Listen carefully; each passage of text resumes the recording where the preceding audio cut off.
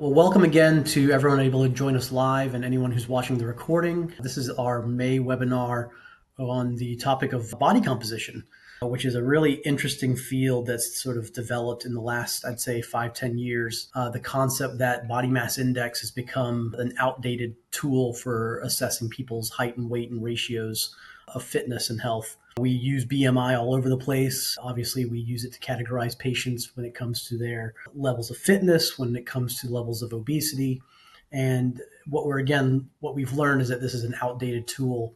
And what we propose today is that by enhancing that with body composition evaluations, we'll be able to get a closer approximation of people's true levels of health or levels of unhealth, as it were. I'm Dr. Vikash Modi, the Senior Medical Director for Preventative Medicine through our clinics.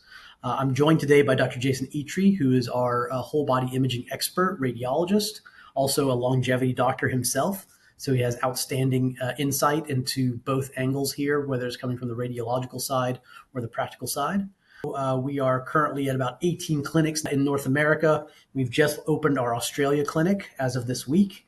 So our clinic footprint continues to grow. We are a direct-to-consumer whole body MRI screening service. We do not use any contrast material in our scans. We do not use any ionized radiation at all. And what that allows us to do is to deliver these really high-quality diagnostic scans with very, very low risk involved. Our scans typically take anywhere between 45 to 55 minutes. They are considered excellent quality, that we're going to get about 1.3 billion voxels, which is the MRI equivalent of pixels in any one of our sequences. Again, no radiation, no heavy metal contrast. A big part of what Prenuvo is able to bring to the consumer, to the provider who's sending patients to us, is this quality controlled aspect that when patients come to us, they are working through our scheduling, through our clinics directly. We own and operate each of these ourselves, and they get a very seamless experience in terms of booking, scheduling, and the actual in-clinic experience. You can see behind me, I'm in our Atlanta clinic right now. The previous picture was showing sort of our New York clinic. And so you have this really high-end experience going into one of our radiology facilities where all we do is specialize in whole body MRI. We're not offering CT scans and ultrasounds and all the other bells and whistles of X-ray and other modalities. What we're doing is focusing on the technology of whole body MRI. This is one of our machines. We typically use either a Philips or a Siemens type device, 1.5 Tesla across the board. And what you should pay attention to here is a couple of key features that we have. Really excellent beds. These are the kinds of beds that you could literally take a nap on if you felt so inclined. They're cooling temperature on the mattresses, and we are employing like full body coils when people sit down on our beds and lay in the machine. We also have the technology to stream services while patients are getting their scans. And this goes a long way towards alleviating the stress, anxiety, the discomfort of getting a whole body MRI, that patients, while they're in our machine, can stream content from Spotify, from other kind of technology platforms where they can view content. And that goes a long way towards, again, reducing anxiety, anxiousness. Claustrophobia rates are extremely low. We quote somewhere around 1% claustrophobia for patients in our scan who have to stop the scan, and that's compared to a national rate of about 10%. And a lot of that has to do with the techniques that our technicians use. Our technologists are using an outstanding bedside manner that'll help reduce the stress and anxiousness of the patient. And so when they get their scan, they feel a complete at-ease experience. Following their scan, we have a consultant like myself. We have a team of nurse practitioners, other physicians, and patients will get a complimentary consultation with one of our providers to go over their scan. If this patient is referred to us by an outside referral physician, then that physician also has first dibs, and we will always provide the information directly to the provider who's referring the patient to us. And you can have that opportunity to speak directly with your patient or to utilize our services for the consultation, and then you can do the follow-ups. So again, trying to expand this sort of full experience to as many geographies as possible at the moment and make sure that we maintain this high level of quality and control throughout. Without further ado, I'd like to go ahead and introduce again Dr. Jason Itri. And we're going to be talking about, again, a really unique tool that we've developed at Prenuvo. This was actually, I think, developed by our internal AI teams, a body composition tool And at large, Dr. Itri will talk about the benefits of using body composition when assessing people's health and wellness and visceral subcutaneous fats. We're going to cover a lot of different topics on that today. And then towards the end, we've got some really great case studies, and he and I will both share our insights and our experience on how to manage body composition with your actual patients. Great. Thank you, Dr. Modi. So I'm going to take over at this point. And so generally, what we're going to focus on for the rest of the talk is whole body MRI, but specifically body composition analysis. And just in general, what whole body MRI allows us to do is we can first detect the presence of disease, often asymptomatic disease within individuals. Now, with body composition analysis and some of the other tools that we have, we can relate individual aging patterns to larger data sets. This is part of our research. And we can track imaging biomarkers to assess individual responses to different types of interventions. And I'm going to show you examples of what those look like. First, I would be remiss if I didn't talk about the role of inflammaging, or this concept that inflammation really is what's driving chronic diseases. Chronic low-grade inflammation is the root cause of almost every age-related condition, whether we're talking about cardiovascular disease, diabetes, Alzheimer's, or cancer. And what I want to focus on, I'm going to show you examples of how MRI can actually show us the downstream effects of this inflammation. And we can see that in terms of liver fat deposition, visceral fat, and muscle volume. We can see inflammation's impact on organs using MRI, and we can measure the effectiveness of various anti-inflammatory interventions in real time using something like body composition analysis. So just to talk briefly about what the body composition analysis is, it's a report that's generated. It's an FDA cleared software program that uses a non-adaptive machine learning algorithm to auto-segment different parts of the body and provide that information in a report. And it does not require any additional scan time based off of the whole body MRI that we currently perform. So no change to that 45-minute scan time. This is just an excerpt of what the body composition report looks like. It's typically about a 15-page PDF. And this is the summary page that will just talk about liver fat grade and some of the muscle volumes, age match controls. Really what we're getting with the whole report is detailed insights into body fat, muscle volume and symmetry, abdominal organ volume, and you get these population comparisons. And so I'm going to go through each one of these categories and give you some background about why it's important to look at these metrics. First, I want to show you what the body composition analysis looks like. It's based off of a T1 coronal image. So that's the image you see on the left. That's acquired within a few minutes, and that allows us to do the body composition analysis. And on the right is what the output, the imaging output of the body composition analysis looks like. So it'll go and auto-segment different body parts, and you can see in that auto-segmented image on the right, the liver is purple, the spleen is yellow, the kidneys are brown, and the visceral fat is red. And then it quantifies the volume and matches it to age match controls, and that's where we get the body composition report. So why is it important that we look at these different metrics? And this is a flow chart that was published a while ago that I love, and I think it really captures the reason why we're looking at these different areas of fat deposition. When you think about unhealthy lifestyles, there's an increased energy intake. Basically, it's saying calorie excess, and you can extrapolate that to also include poor dietary choices, sedentary lifestyle. You can add in stress and sleep and various other factors, but basically it results in a positive energy balance. And initially, that positive energy balance is deposited in the subcutaneous fat. That's the protective mechanism we have to deal with the positive energy balance. But once the subcutaneous fat is overwhelmed, then you have ectopic fat storage in different locations. And what's really critical to understand is this isn't just ectopic fat storage. These sites are pro-inflammatory. There's changes that happen with this ectopic fat storage that contribute to inflammation and chronic diseases. So if you just go from the top down, you see the lipid overflow and you see these different locations of ectopic fat deposition. It's visceral adiposity, liver fat, epicardial, pericardial, myocardial fat deposition, muscle fat, renal sinus fat, and pancreatic fat. And as you get that fat deposition in those locations that are pro-inflammatory, that leads to increased inflammation, insulin resistance, and then that goes on to increase your risk of not just cardiometabolic disease, but virtually all chronic diseases. And then that's really kind of the idea of why we wanted to look at these different areas of fat location and quantify them in the first place. So I'm going to go through each one individually. I'm going to really focus on visceral fat first, because I think that's the exemplar. And if you understand how visceral fat is pro-inflammatory, you understand how all the other ectopic fat storage locations are pro-inflammatory. So it's well documented and described what happens with visceral fat. As those adipocytes hypertrophy, There are local inflammatory changes that are designed to dispose of the excess lipid and regain metabolic control, but then you continue to have fat storage in those locations. This increases expression of NF-kappa B, and that leads to the release of more pro-inflammatory mediators like IL-6. And typically with the standard American diet and poor dietary choices, you have leaky gut on top of what's going on. And this results in the release of free fatty acids, leptin, and lipopolysaccharides. These are potent endotoxins that get introduced into the blood and lead to even more inflammation. So overall, you've heard me say inflammation a number of times now. It's all pro-inflammatory mediators that induce insulin resistance that then goes on to lead to all the chronic diseases. And the key message here is, again, visceral fat isn't just ectopic fat storage. It is pro-inflammatory. It is an independent predictor of risk. And what's important to recognize about something like visceral fat and subcutaneous fat, which is, if you have excess subcutaneous fat, that's also harmful, but not as harmful as visceral fat is. But there's some great interventions. And it's things like calorie restriction, the Mediterranean diet, the most studied diet out there, the most anti-inflammatory diet out there, the most health benefits come from the Mediterranean diet.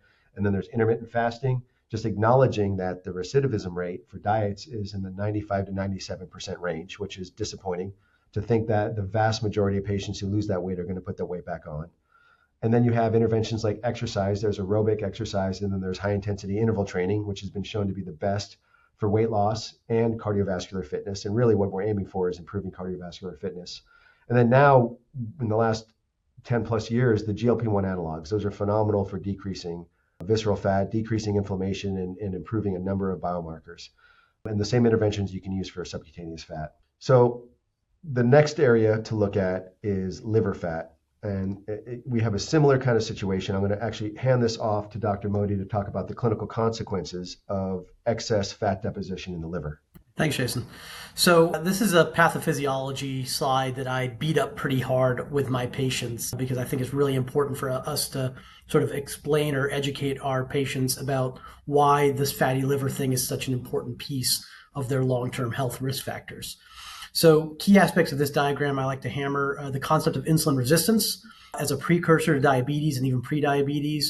We're seeing rising insulin levels as your pancreas is coping with high glucose intake, excess visceral fat, subcutaneous fat, and those are inherently more insulin resistant as the hormone insulin is literally struggling to penetrate and function in those tissues where glucose is already infiltrated. We take that to the next step where the link between glucose and lipid dysregulation occurs, which is typically through like triglycerides. Those are going to accumulate within healthy hepatocytes over time. And now we're developing this non-alcoholic fatty liver condition. Once a patient's liver has become overrun with adipose tissue, their body's ability to cope with oxidative stress, endoplasmic reticular stress, adipokine production and cytokines is going to reduce their antioxidant levels, and that lends to the eventual progression towards non-alcoholic steatohepatitis. So now we've arrived from fatty liver to hepatitis, inflammation. Unfortunately, that cycle tends to snowball from there. That this process is much more likely to cycle into fibrosis and cirrhosis, and ultimately these are the main contributors to hepatocellular carcinoma. The leading cause of liver cancer in patients is now stemming directly from fatty liver disease through this pathway. So with the glut of insulin resistance and fatty liver diseases on the rise, the preponderance of liver failure and conditions in the cancer world are really starting to escalate. And it's going to take this combination of drastic lifestyle modifications, aggressive medical interventions to help us move this trend backwards over the next decade. And we otherwise are risking like this epidemic of liver disease in our collective future. Great, thank you. The next category I'm going to generally address is going to be muscle volume. This is another important predictor of health and longevity. There's very good research showing that skeletal muscle aging is a risk factor for the development of cardiovascular disease, metabolic syndrome, cancer, Alzheimer's, Parkinson's, and a variety of other disease processes. It's also important to consider muscle mass when we talk about women in menopause. We know that in the first 5 years of menopause, women on average lose 15% of their muscle mass and continues to go down over that year over year. We also know that patients getting GLP-1s, also a lot of the studies out there show that with significant weight loss, 40 to 60% of that weight could be muscle volume. So that's all increasing the risk. Losing that muscle volume and losing muscle fitness is increasing the risk of all these different diseases. And I think it's really critical to understand that muscles do much more than burn calories when you exercise. They release myokines all throughout the body, And these myokines help reduce insulin resistance. They increase fat lipolysis. They decrease blood pressure and improve blood flow. They can improve mood and support neuronal plasticity. They increase lean muscle and bone mineral density, and they shift the immune system from a pro-inflammatory to an anti-inflammatory state. So that's why muscle fitness and exercise is such an important predictor of longevity, and why we think it's important that the body composition analysis include muscle volume and symmetry as a biomarker of aging and health. I'm going to divert over to some of our internal research. This is our large-scale research initiative where we scanned over 6,200 healthy adults. They had the whole body MRI T1 weighted protocol that I showed earlier. We used that same deep learning model to fully automate segmentation of 28 different anatomical structures. And I'm showing you some of the key findings here. So on the left side, you see the visceral fat chart. And what we see is that visceral fat steadily increases across all age groups. This is a key driver of metabolic aging. On the top right, liver volume began to decline as early as the 50s. So that's a biomarker of liver age. And then skeletal muscle mass showed a modest gain in the 30s, followed by a consistent loss per decade. And so now with this data, we can establish age-based volumetric norms, something akin to the percentiles on a pediatric growth chart, but for adults. And this allows us to spot accelerated aging in asymptomatic patients, track the effects of interventions like lifestyle changes, hormone replacement therapy, and exercise programs on body composition. And using this information, we can personalize interventions with real visual biomarkers, not just lab values. So we can measure these changes organ by organ to really get a good understanding of someone's unique aging trajectory. And I also need to make a comment on the spine, because just like every other part of the body, the spine undergoes structural degeneration and often long before most people feel pain, often starting in the 30s and accelerating by the 50s. So degenerative changes in the spine are near universal with age, but the degree of degeneration, the symmetry, and the anatomical distribution tell us a lot about someone's lifestyle, loading patterns, and systemic inflammation. In other words, it's not if you have spine aging, it's how fast, how asymmetric, and how early. People who sit most of the day, like radiologists, or have poor metabolic health tend to show faster disc degeneration, loss of paraspinal muscle volume, and higher fat infiltration.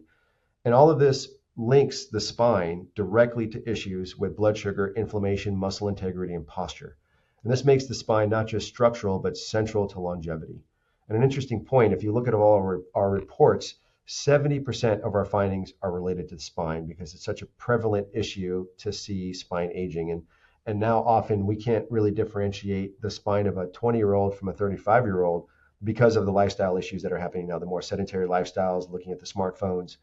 It's really an important area to be looking at moving forward. At this point, I want to talk about how whole body MRI and body comp can identify novel connections between systems. This is data we presented last year that shows a correlation between brain volume and visceral fat. And I'm going to show you the example here. You see the person outlined in purple. The purple is showing increased visceral and subcutaneous fat. And if you look at the MRI, the brain on both sides, you don't really have to know how to read a brain MR, but you see this black butterfly-shaped structure. This is the ventricles. This is where there's CSF fluid. And you can see how much bigger these ventricles are in the purple patient compared to the green patient. And that's because there's significant generalized cerebral atrophy in this patient. And the correlation is, the relationship is that visceral fat is not cosmetic, it's cognitive. Excess visceral fat is linked to brain atrophy. Visceral fat secretes the pro-inflammatory cytokines like IL-6 and TNF-alpha. You have associated increase in lipopolysaccharides. These cross the blood-brain barrier and likely contribute to neuroinflammation and neurodegeneration. What I think is a really interesting question, an exciting question, is we know we have interventions that can reduce visceral fat. Can these same interventions actually regenerate brain volume? So now this is something that we can measure in real time. We can do a body composition and look at brain MR every 3 to 6 months and do quantitative brain volumes. This is going to give us an incredible deep understanding of human biology and how each organ changes with time and with interventions, and how these changes relate to one another. Dr. Modi early on talked about body mass index, and I just want to make a point that, I think it's time we just move past things like weight, BMI, and waist to hip ratio. They're just antiquated, they're not accurate. And when you have body composition analysis, it's a much, much more effective and accurate tool. And here's an example. A patient, body comp on the same day is doing this measurement on their scale. So their BMI based on weight is 25.8. That means that they're overweight. It puts them at an increased risk of developing health problems. They took a stroke risk calculator and had moderate stroke risk based only on BMI. And then you put them in the MR scanner to do the body composition analysis on the same day, and look at the difference. You go from someone who's unhealthy because of an increased BMI, and now because of the granularity you get in the body composition analysis, you see that they're actually increased skeletal muscle mass, low visceral fat, and very low subcutaneous fat. This patient immediately goes from overweight and unhealthy to actually pretty healthy. So this is just one of the real values of doing the body composition analysis. All right, so now let's get into some case studies. The first one is a 44-year-old asymptomatic man undergoing whole body MRI for preventive care. He reports consuming only 3 alcoholic drinks twice per week on the intake forms for both 2023 scan and the 2025 scan. And we all have a sense of when people report how much alcohol they drink, there's usually a multiplier we use to get a more honest estimation. But rather than guess, what we can do is actually look at what the liver fat percentage is. So this is the liver fat analysis portion of the body composition analysis. On the left side is the 2023 study. On the right side is the 2025 study.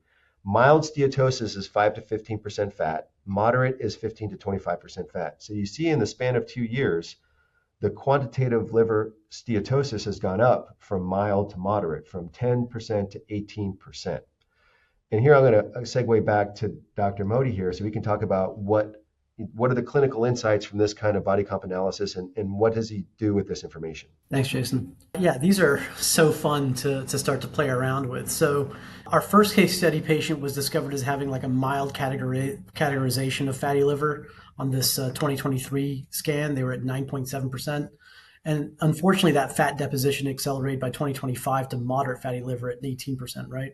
So identifying this trend on body comp is something that was not possible before tools like whole body MRI or access to ultrasound fiber scanning in the outpatient settings.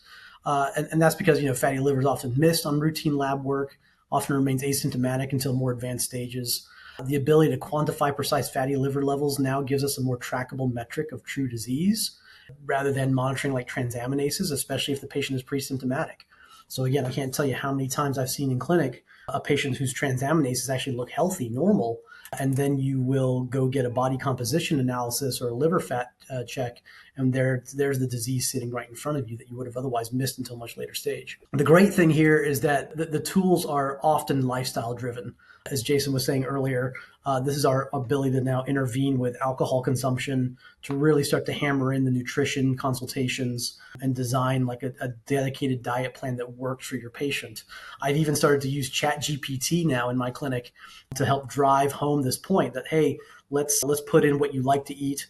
And now let's say, how do I make this healthier for my liver? And the AI prompt can literally now start generating a menu for your patients that you can then cross-check with a nutritionist and make sure everything sounds right. And obviously, nutritionists are going to have an invaluable role in sort of driving that content in the future. But for the moment, having all these different accessible tools really is the place that I start with our patients when we identify the fatty liver changes. Beyond telling them how to manage it through nutrition, we also have these really excellent medications that have come out on the market. That there are now drugs specifically designed to reduce fatty liver disease, and they can reverse steatohepatitis to some degree. We also have, like you said, the GLP-1 medications, and we're seeing remarkable downward trend in visceral fat and fatty liver, adiposity all over the place, pancreatic, pericardial.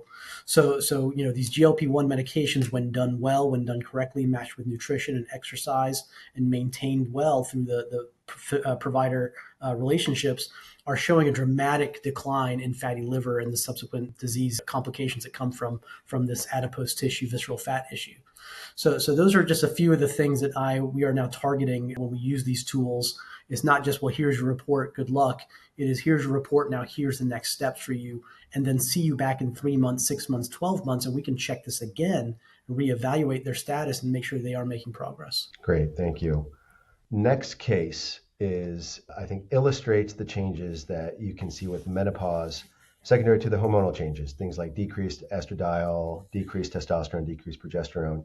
The top image shows the quantitative part of the report for a healthy 36-year-old woman, where you have average skeletal muscle, you have decreased visceral fat and decreased subcutaneous fat. So this is a healthy young woman. And then look at the output on the bottom. That's a postmenopausal 68-year-old woman. And you see that the lean muscle is well below the 25th percentile.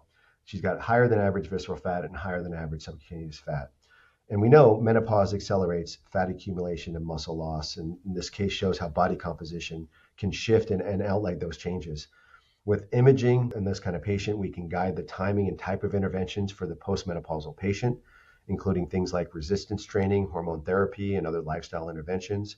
And like I said before, muscle mass in women is really important in perimenopause and menopause because that loss of estrogen and testosterone, you get about a 15% average decrease in lean muscle within the first 5 years postmenopause, and that continues to decline.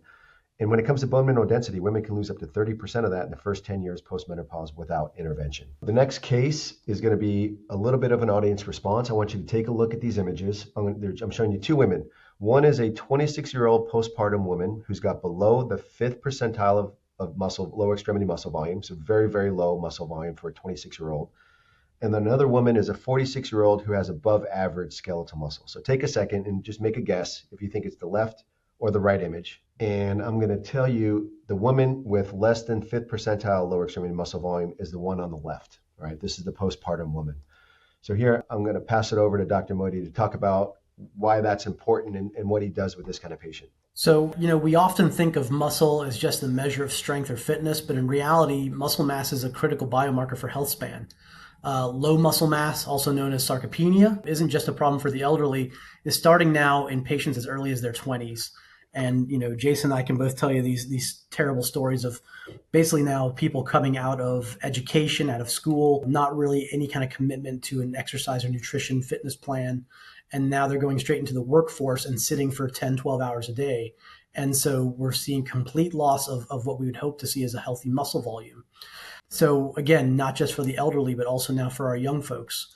By the time people are reaching their 50s, they've already lost about 10 to 50% of their lean muscle mass. And this matters because muscle is, again, not just structural. It's part of balance, stability.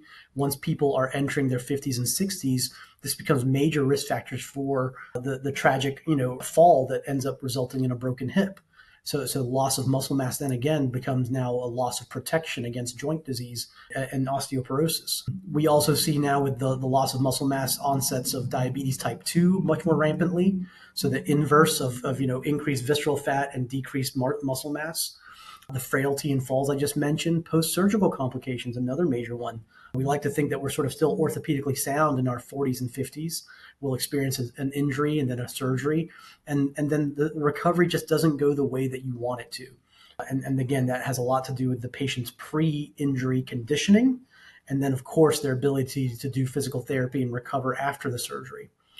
Dr. Itri also mentioned cognitive decline, just a really fascinating correlation that we're seeing between the loss of muscle mass, increase of adipose and visceral fats, correlated with these sort of cognitive picture changes, that patients are seeing lower brain volumes and onset of cognitive impairment at younger and less defined ages that we really weren't seeing, we think, 20, 30 years ago. And we do unfortunately suspect that our lifestyle has a lot to do with that. And then again, just all-cause mortality, that every potential condition with a complication, an infection, a pneumonia, the lack of muscle mass and the increase of visceral fat, unfortunately has correlated with just poorer outcomes across the board. So, again, sarcopenia, just a take-home lesson there, affects up to 10% of people under the age of 60. 50% of those are over the 80 years old. Another key point, each 1 kilogram loss in muscle mass increases your fall risk by 12%. And correlates with higher mortality in aging adults. And again, if no one's ever seen this graph, please look it up, that the life expectancy of a patient once they've experienced a pelvic fracture drops significantly. And so it's a common conversation to have with my elderly patients. Hey, what's your muscle mass look like? Let's assess that. Are you doing physical therapy? Let's assess that. Have you done a DEXA bone scan to look for osteoporosis? Let's do that. And let's start building on each of those different points with the idea that we want our patients playing pickleball and golf and not going to the doctor's offices in wheelchairs every couple of weeks for their appointments. That's the picture you have to portray. I've got case number 3 here. So I was just going to introduce this one for Jason as well. So this one I think helps reinforce and provide motivation to patients who are already working hard. What I'm seeing here is the patient who has had a decrease in visceral and subcutaneous fat, a really nice level of total muscle volume. So I think this was our other patient, the middle-aged woman with normal muscle mass, right, Jason? Yeah, yeah. So again, the patient may not necessarily be seeing a change in their weight as they go through their health journey. They're now middle-aged, they've got normal muscle mass, but they're maybe targeting weight as a metric of success. Rather, the lesson I give these patients is I don't actually mind if you don't lose weight. What I want to see is fitness and body composition changing. That if you've got excess visceral fat adipose tissue, let's start to decrease that while we increase your muscle simultaneously. And that may affect it, almost have like a net positive gain in weight. Patients say, I came back, I'm actually even heavier. But look in the mirror, look at how your body composition changed. Let's get you in the MRI. Let's see how your numbers have changed. Showing them that trend and showing them that kind of progress is much more valuable than just looking at the number on the scale at this point. Yeah, that's a great point, because if you're doing it right, you can lose fat and gain muscle at the same time and be really misled by just getting on the scale, looking at the weight and the BMI and those other kind of more traditional metrics. And it's demoralizing. Patients get really demoralized. They start giving up on their nutrition fitness plans because they're not seeing that magical number change. But I ask them, how are your clothes fitting? Did you have to get new clothes because your old ones just don't fit right? That's a metric of success that you can't put a value on. Yeah, that's great. All right, I'm going to jump to case number 4, where we have the age-matched controls. When you look at the population norms, it's based off of height, gender assigned at birth, and plus or minus 3 years. So that's how those are matched. But even within that green category, what's the benchmark? At what point do you say, average visceral fat is too much, or what do you use for your benchmarks? And this is one of Dr. Modi's patients. So I'm just going to describe the imaging first. On the left side is a T1 fat-only sequence. And so I'm going to show you mostly fat-only sequences. And what that means is the only thing you're going to see that's bright is fat. So all the bright you see on the left side is fat. And if you look at the gentleman, imagine the outline, this is a muscular man. He's got a very low subcutaneous fat. But when you look at the body composition auto-segmentation image on the right, the light green is the subcutaneous fat. But look at all the yellow. That's a lot of visceral fat. That's more than you would expect for age-matched controls. And so this is what the quantitative output here, and this is one of Dr. Modi's patients. So let me have you take it from here. So this was a really interesting case. From this patient, we also had the fortunate ability to pull some biomarkers. So we, at Prenuvo, we're doing this enhanced scan package that includes now the body composition report, a brain enhanced reader, but also separate blood tests. So from this patient, we were able to pull an A1C that actually reflected an A1C 5.7, which we all consider a pre-diabetic state. This is now consistent with that insulin resistance pathophysiology I mentioned earlier, with that big chart showing the progression from fatty liver all the way down to hepatocellular carcinoma. So we're not there yet, clearly, in this patient, but we do have the idea here of fatty liver disease. So this patient was found to have mild fatty liver at about 8.5%, even with adequate lower body muscle volumes. And so, and we evidenced that with fat fractionation as well as visceral fat levels. So the patient's subcutaneous fat was actually on the low end, and the patient may not actually have recognized this metabolic obesity, right? So this is obesity in a different sense. They've got visceral obesity as opposed to subcutaneous obesity. They can't see it in the mirror, but we see it in the lab work. And I can't tell you again how many times we see this in practice. A common case vignette would be like the 65-year-old patient who's had normal blood sugar their entire life, and suddenly now they're pre-diabetic or diabetic, even though their body composition doesn't look like it's changed much from the outside, weight's been stable. What we haven't been assessing is this visceral fat, their lack of physical activity, probably a lack of muscle strength. And so this metabolic thing is simmering under the surface, and then we catch it when it's already now at a treatable state instead of catching it at the preventable state. Right. This is now a female example of increased subcutaneous and visceral fat. And there's going to be more details in a second, but the left is the fat-only sequence where you can see the subcutaneous visceral fat on the right side, body composition, same division. The light green is subcutaneous fat. The yellow is going to be the visceral fat. And here are the slides for you, Dr. Modi. Great. So yeah, this was another one that we saw come through our hand scan pathway. Again, now what you're seeing on the slides there are some biometrics or some lab testing that came along with this patient. So what was interesting here is that this patient has been struggling with fatigue, body aches, and has sort of just been sort of bouncing around from urgent care to primary care with no real answers of what's going on. They're pretty young. They don't have any joint swelling, no obvious skin changes. And so what's been flying under the radar that we detected was a positive ANA. The titers weren't significant. They were 1 to 80, which is sort of like a borderline positivity. But the patient then told me some more history, which is that they've already had a positive ANA in the past. The number has been higher in the past, but then on recheck, it's kind of come back down. So she's basically not been directed towards treatment. And so this patient to me has this classic sort of a mixed connective tissue syndrome. The positive ANA test, again, is the hint there. And then they've also been treated, now you put the story together, with multiple rounds of steroids for their body aches and for their other issues that they've developed, and developed a hypercortisolism. And so now we have this classic buffalo hump sign, which was one of her key complaints when she came to us, is I've got buffalo hump on the back of my neck and no one seems to be able to tell me what's going on because my quote unquote, my blood sugar is normal. And I look okay from the outside. So, they're just not, leaning into this. So now here we are with the body composition showing this complete diminishment of muscle volume, this excess of visceral fat and subcutaneous fat, the positive ANA. This was a patient that we said, okay, we need to get you back in front of rheumatology, and probably a rheumatologist who's going to be a little more sensitive now to the full picture that we're seeing, which is this patient is in her, I think she was in her 20s or 30s, starting to diminish now in her metabolic health. And this will cliff off. This will drop off into metabolic dysfunction of prediabetes, diabetes, heart disease. Obviously, with a positive ANA and inflammation, that increases her cardiovascular risk factors dramatically. So we very quickly wanted to get this person on a strict lifestyle plan that included sort of a modified low carb, low glycemic diet, emphasis on protein. I did recommend an exercise program, which is part of the autoimmune pathway as well, right? Chapter 1 of every autoimmune patient's profile is physical therapy, exercise. So we're implementing those key parts, but also the patient's now meeting with rheumatology and getting on track with an actual rheumatological games plan that will include, hopefully, she said she's had some success with the Plaquenil in the past. Hopefully something along those lines is going to help really start to reverse this ANA positivity, and we'll see the metabolism piece coming back in line as well. All right, so for this last case, I'm just going to take a step back and go to that lipid overflow diagram again. And these are the areas of ectopic fat deposition: visceral, liver fat, epicardial, pericardial fat, muscle fat, renal sinus fat, pancreatic fat. I want to show you what all these look like on imaging, because we've got a great example. I'm going to compare and contrast two different patients.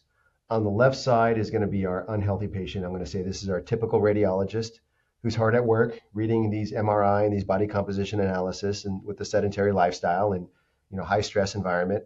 And this is I'm going to show you the fat only sequence. So on the left side is a 39-year-old radiologist, and on the right side is a 50-year-old healthy individual.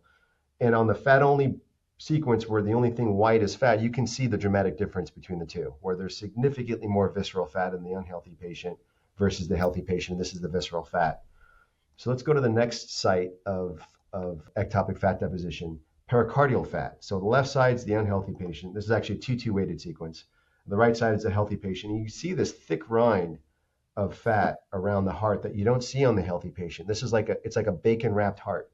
So I want you to think about that the next time you have anything bacon wrapped. This is essentially what you're contributing to, is this rind of fat. And it's not just fat storage. This fat is excreting pro-inflammatory mediators, increasing your risk of coronary artery disease and other types of heart disease.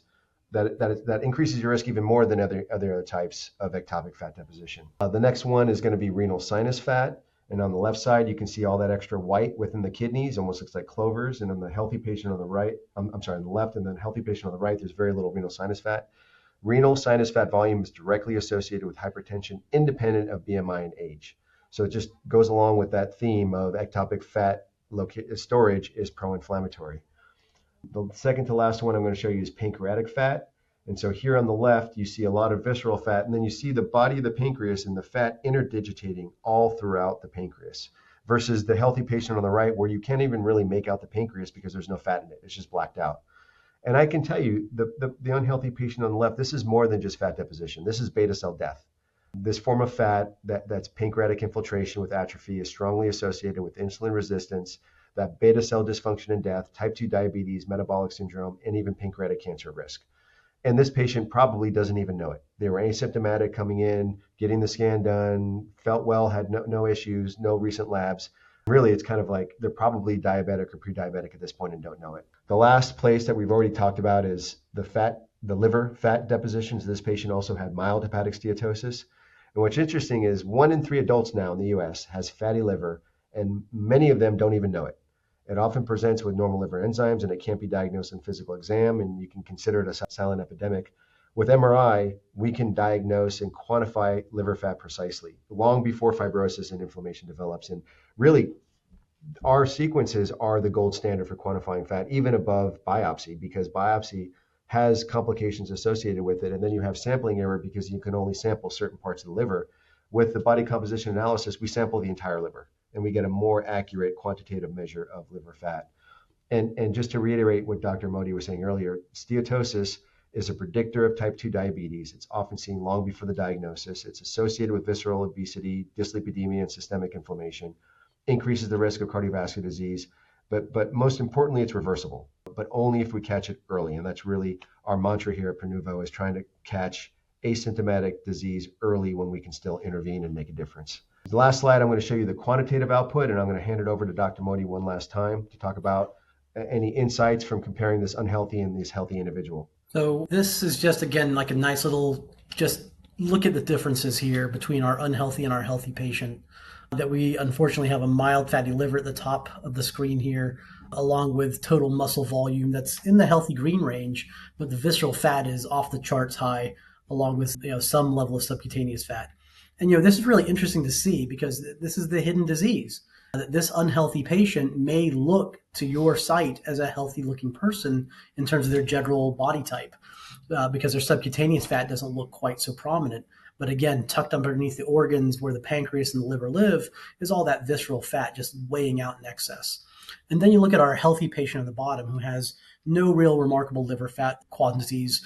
Their total muscle volume is sort of at the top end of our green range, which is always a great place to be, is in the green, but the top end's even better. And then again, very, very diminished amounts of visceral and subcutaneous fat. So almost more valuable than the muscle volume. I don't want to say more valuable, but equally as valuable as the muscle volume is that deficiency of sub-Q and visceral fat. This person has no real remarkable hidden disease, and it's quite an obvious good health.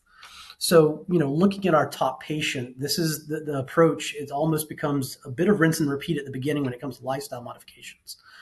I lean into low carb, low fat, modified low calorie diet in conjunction with a focused cardiovascular and strength training regimen. And again, you can work with people's nutritionists and fitness exercise specialists, or you can work through just available content. That we don't need to recreate the wheel here. There's a load of content available online, on Instagram, on YouTube, on Amazon, and patients will have access to these things. We just need to guide them a bit. And again, don't forget that your AI tools like ChatGPT can actually help create some of these plans with your supervision.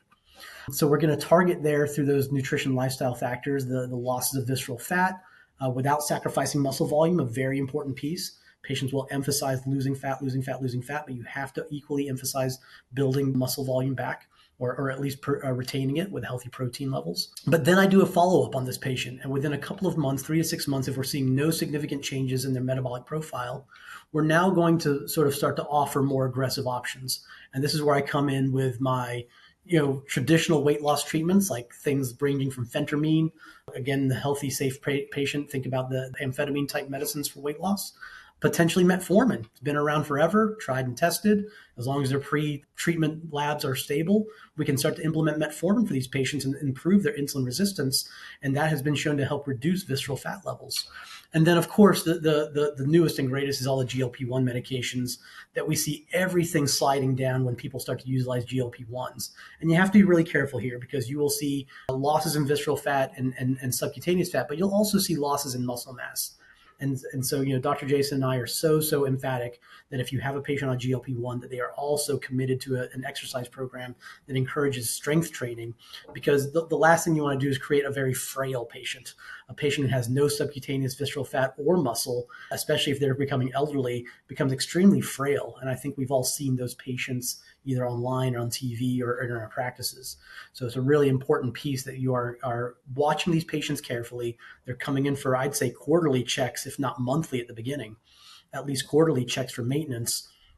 If you're using medication, have sort of an exit strategy if possible when you're using things like phentermine. If you're going to use metformin, metformin has the ability to be taken long term, but when you reach a goal, you can start to taper it off.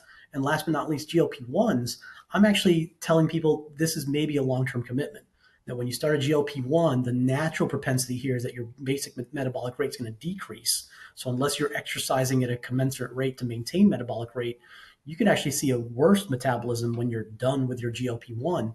And so you're not done. And the pharmaceutical companies love to hear that GLP-1s may be lifelong strategy for a lot of our patients who aren't quite committed to actually changing basic metabolic rates. So our healthy patient will be encouraged on the bottom here.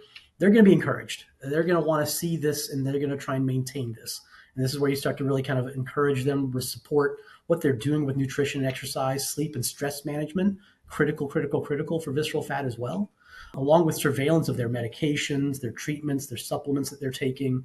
These are the patients that we might see maybe once or twice a year and just say, you know what, keep up the great work. If you start to backslide on anything, just revisit what you know works and get back on track. Come back to see us if you need more of that assistance and guidance. But that patient just needs constant support and encouragement because it's so damn easy to fall off the wagon, fall off the horse. In my family, we recently just had a baby 4 months ago. I got to tell you, my visceral fat and muscle levels probably aren't what they used to be. So I need my pep talk from Dr. Itri to kind of get me back on track here. But again, this is the encouragement patient at the bottom, and this is the really motivation patient at the top. That you need to motivate this patient. You need to equip them with all the tools that they need to be really successful here. All right, so let me wrap it up there. We got about 10 minutes left, and on behalf of Dr. Modi, myself, and Prenuvo, and everyone involved, I really want to thank you for taking time out of your busy day to listen to us. Hopefully you got some interesting information. You got to learn about what we can do with whole body MRI and specifically body composition, and I'm going to open it up. And so far, we've only had one question, which is when are we opening in Hawaii? And I volunteered to go open the Hawaii clinic. Jason, what do you think? I'm number 2 right after you. Okay. But yeah, just as a quick recap, we've got about 18 clinics now in near Hawaii. We've got all the LA, the Irvine Clinic, San Diego and Silicon Valley. We also have Seattle over there on the West Coast, and then the Australian clinic that just opened. So not extremely close to Hawaii, but not a long airfare either, I guess. Let's see. We've got someone, Maggie may have missed this in the beginning. I know Prenuvo offers this. What body analysis machine are we using? That would be our MRI. So everything you saw that was body composition analysis is all based off of our whole body MRI. So no separate machine, no additional scan time. As long as you're doing the whole body MRI with the coronal T1 weighted sequence, we run the body composition right off of that in the background. So again, yeah, our AI tool is our body composition tool is an AI software.